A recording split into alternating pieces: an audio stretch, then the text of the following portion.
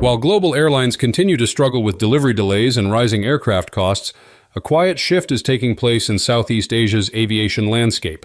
Not Airbus, not Boeing, but COMAC, China's commercial aircraft manufacturer with its ambitious C919.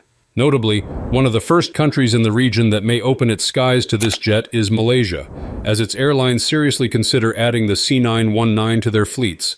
But why are Malaysian carriers daring to bet on this aircraft? How does this bold move impact Boeing and Airbus? Let's uncover. For years, the notion of a Chinese-made passenger jet competing on the global stage seemed far-fetched, more ambition than reality. But that perception is quickly changing. With the C919 now flying commercially in China and a growing backlog of orders, COMAC's long-term vision is beginning to materialize. Notably, the aircraft's next big test lies not in the skies over Shanghai, but in Southeast Asia, particularly in Malaysia. The interest expressed by Malaysian carriers, especially low-cost giants like AirAsia, is more than a regional footnote. It's a critical inflection point. Their potential adoption of the C919 could mark a significant shift in the balance of global aviation, challenging the long-standing Airbus-Boeing duopoly and introducing a new player into an industry historically resistant to disruption. This shift isn't occurring in a vacuum. Following the pandemic, a dramatic surge in travel demand has forced airlines across Southeast Asia to expand their fleets urgently. Yet persistent delivery delays from Airbus and Boeing, with some aircraft pushed back to 2030, have left carriers with few options. At that time, COMAC appeared. The C919, a narrow-body jet once seen as an outsider, is now gaining attention as a practical, cost-effective, and readily available alternative. Indeed, Malaysia's Minister of Transport, Anthony Loke, recently confirmed that both AirAsia and the soon-to-launch Air Borneo are seriously evaluating the aircraft for future use. Far from speculative talk, this interest underscores Malaysia's broader strategy to diversify its fleet sourcing, a move that also reflects growing dissatisfaction with the vulnerabilities in Western aerospace supply chains. However, what people care about most is why this country's carriers dare to bet on the Chinese aircraft. First and foremost, the biggest motivator behind Malaysia's growing interest in this aircraft is a problem that has plagued the aviation industry for years: the massive production backlog at both Airbus and Boeing. The post-pandemic travel boom has triggered a surge in demand for narrow-body jets, the workhorses of regional and short-haul networks. Yet the two Western giants are struggling to keep up. For airlines trying to expand now, the delays are more than frustrating. They're limiting growth. AirAsia, a titan in Asia's low-cost carrier market, has long depended almost exclusively on Airbus. But with delivery slots for new A320neos stretching as far as 2031, the airline's leadership can no longer afford to bet its entire future on a single supplier. Exploring the C919 isn't just a technical evaluation. It's a survival strategy to maintain its competitive edge against rivals like Lion Air and Batik Air. For Air Borneo, a startup carrier based in Sarawak, Malaysia, the case is even more urgent. As a new entrant aiming to launch operations on domestic and regional routes, quick aircraft availability is non-negotiable. If the Chinese manufacturer can deliver within a shorter time frame, the C919 becomes not just an option, but a potentially pivotal enabler of the airline's launch and early growth. In both cases, COMAC's key advantage lies in speed to market. While Boeing and Airbus struggle with bottlenecks, Shanghai is positioning itself as the nimble alternative, capable of supplying aircraft faster and helping airlines tap into soaring travel demand without waiting years. Hold on, still with us? It's about to get even more surprising. But before continuing, don't forget to like, share, and hit subscribe. Thanks a ton. Second, it's the cost. In the fiercely competitive world of low-cost aviation, every dollar counts. And few airlines understand that better than AirAsia. For budget carriers where margins are razor-thin, the ability to cut costs while expanding operations can define survival. That's precisely where the C919 may have its strongest appeal. COMAC isn't trying to build the world's best airplane, it's trying to build one that's good enough and affordable. The C919 was designed to go head-to-head with the Boeing 737 and Airbus A320, offering seating for 158 to 174 passengers and a range of up to 5,555 kilometers. But where it truly stands out is in pricing. With significantly lower production costs than its Western counterparts, the Chinese aircraft promises a lower sticker price and, at least in theory, reduced operating costs. For an airline like AirAsia, that translates into serious strategic value. A lower acquisition cost frees up capital for other critical needs: route expansion, hiring, training, or even marketing.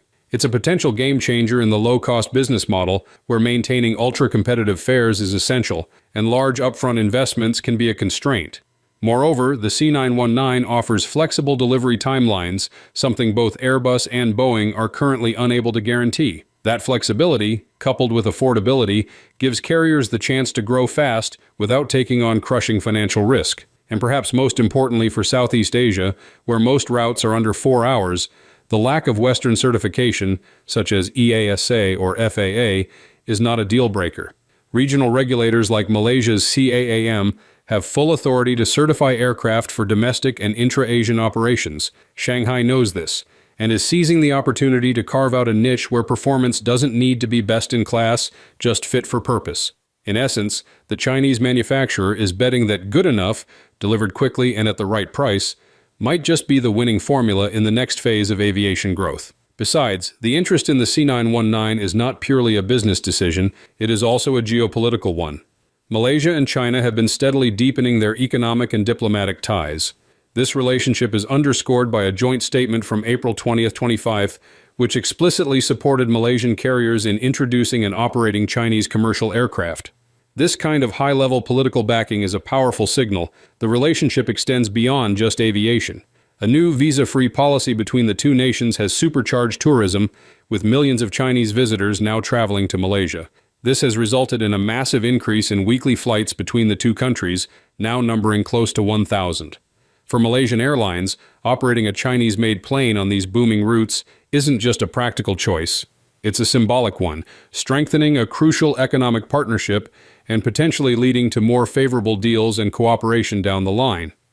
While the reasons for interest are strong, the path to widespread adoption of the C919 is not without its significant challenges.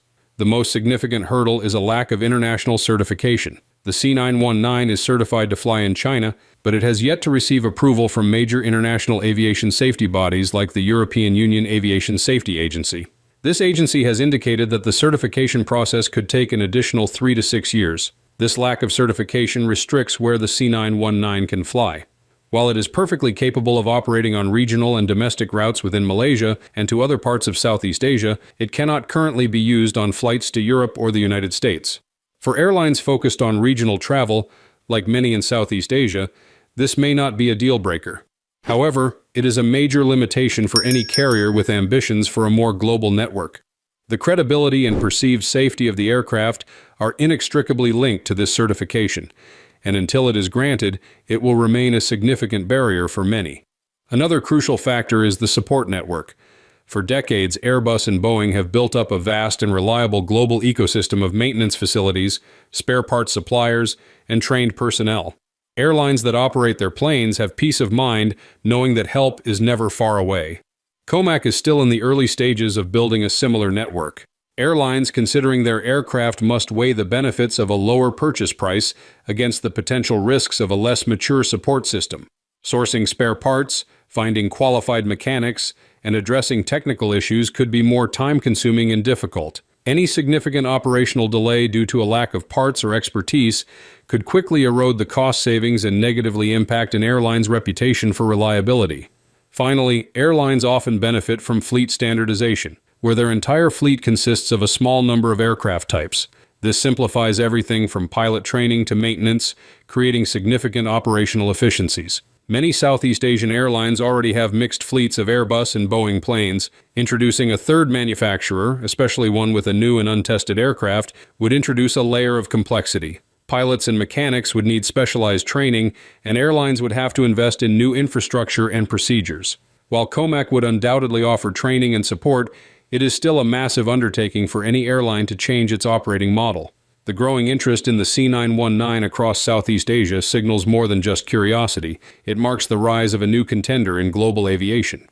As Boeing continues to grapple with persistent manufacturing issues and Airbus faces a heavy backlog stretching into the next decade, COMAC has seized the moment. With the aviation sector rebounding sharply after the pandemic, airlines in the region are in urgent need of fleet expansion.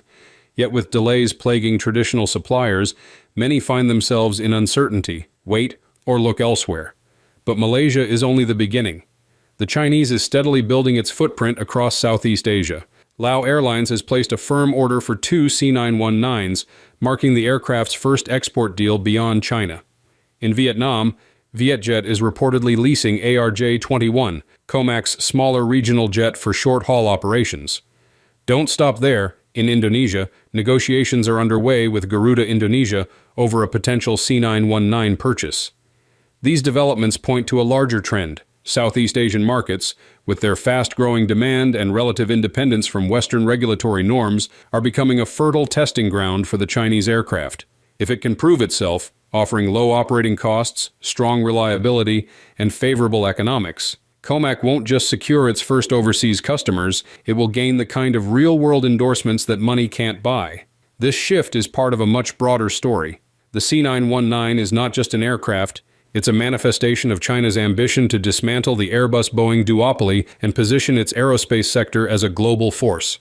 Its success in Southeast Asia is central to that strategy. If regional airlines adopt it and validate its performance, it becomes a powerful case study that could reverberate across developing markets worldwide. In a world where technological leadership is no longer confined to a handful of nations, the C919 represents more than a new airplane. It's a disruption in motion. What do you think about this aircraft? Share your thoughts with us. Thanks, and stay safe.